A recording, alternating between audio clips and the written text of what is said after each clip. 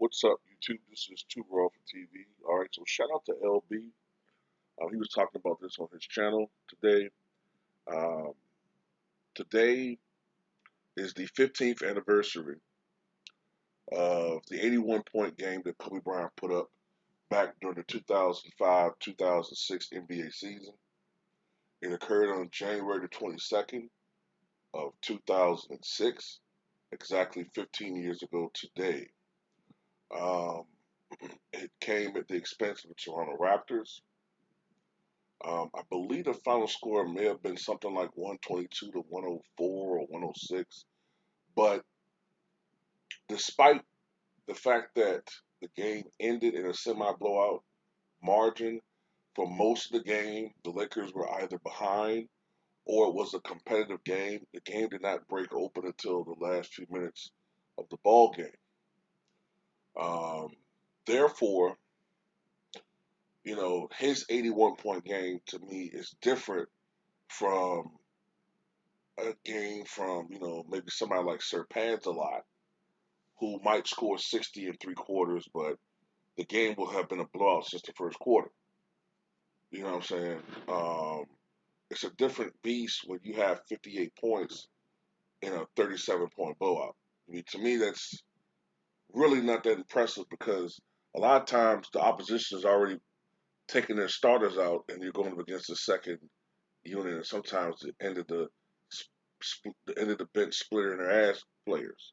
Whereas opposed to Kobe, even though Toronto wasn't rated high defensively, I think they were the worst team defensively in the league at the time. I think they finished second in the NBA statistically in defense. But still, for a player to put up 81 points against an NBA team in a competitive, mostly competitive matchup is extraordinary. This is some of the stuff that gets changed over time.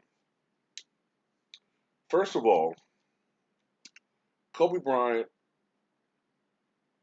had on that roster that year one of the worst rosters in the history of the Lakers franchise. Off the top of my head, the only years that rival the nadir of the Lakers at that point in time would have probably been the post Mikan years. Um, Maybe 1955, 56, 57 or so before they signed Elgin Baylor. Um, Looking at that roster, the best player they had was Lamar Odom. Outside Lamar Odom, it really was honestly a roster full of bench players. I mean, there's no other way to put it.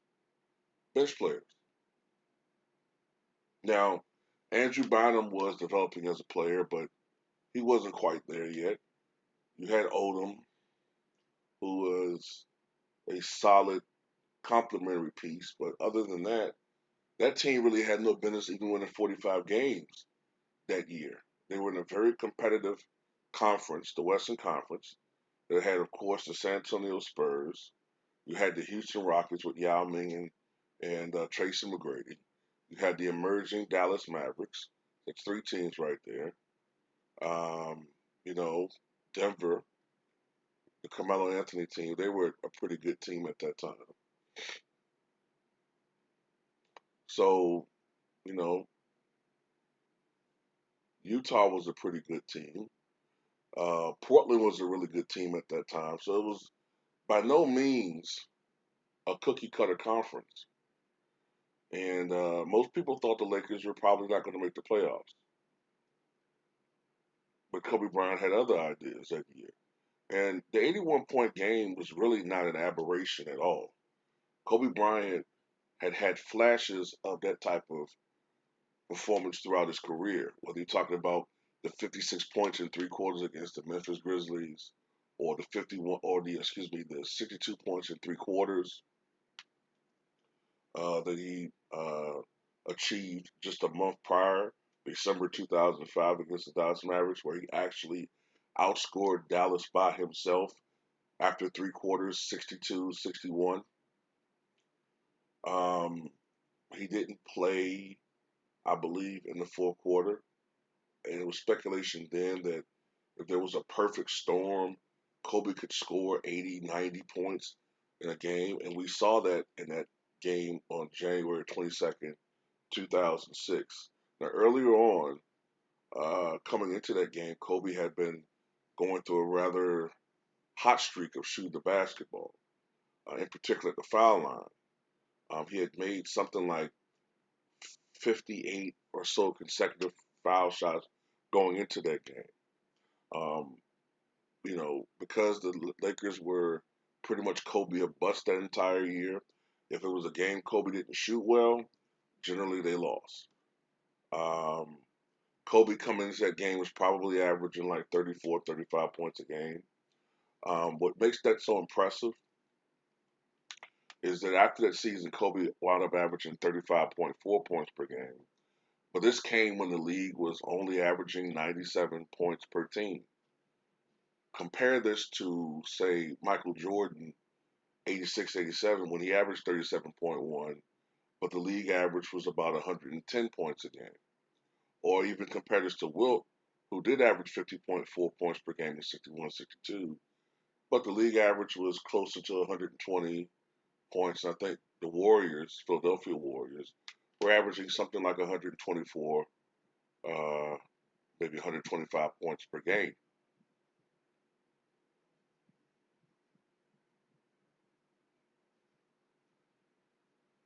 Proportionally, Kobe Bryant was taking on a load that no other NBA player had ever taken. When you adjust for pace, his 2005-2006 season is number one all time offensively.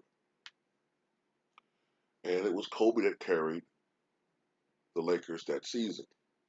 For much of the game, the Lakers were behind. And at halftime, I think Kobe had something like 26 points. And he looked like he was on his way to a 45 or maybe even a 50-point game. But something clicked in Kobe in that second half. Something clicked, and we saw something that we had not seen, and I had never seen. I had seen Michael Jordan go off for a quarter. I had seen, you know, maybe Tracy McGrady or Kobe himself do it for a quarter, or maybe even a half. Those guys, but not to that extent. Usually, it might have been a situation where the game had gotten out of hand and they would go on the bench, something like that. But for a guy to score 50 points in a half, as he did, 55 points in the second half, only a handful of players have ever done that. I believe the only players that have done that are Wilt Chamberlain with 59, which is the record in that second half of the 100-point game. I believe George Gervin did it, scoring 50 points in the half. And David Thompson, I believe, scored 53 points in the first half of his 73-point game. Um, incidentally, um, George Gervin, when he scored 63 points to win the scoring title, I believe he had 53 points at halftime too. But I think they were playing the New Orleans Jazz, and they did a really good job defensively on Gervin in the second half to get him out of rhythm. And Gervin, who was not privy to being a ball hog, had got the green light to shoot a lot. And Gervin shot 23 of 49 from the floor that game. But it was mostly because of the fact they were trying to get him the scoring title. But they really got him out of rhythm in the third quarter. And the fact that he shot over 50% uh, shows. But Kobe Bryant was hot in that game. Um, he wound up shooting 28 of 46 from the floor. He was doing it from everywhere. He was doing from the outside where he shot 7 of 13 from 3-point range. The mid range shot was connecting. The fall away was connecting. Floaters, everything. He was, you know, getting to the basket. He shot 18 of 20 from the foul line. And Kobe, I don't think really had an idea about what he was doing or what was transpiring that night. Maybe until the very end, he probably looked up and saw how many points he had.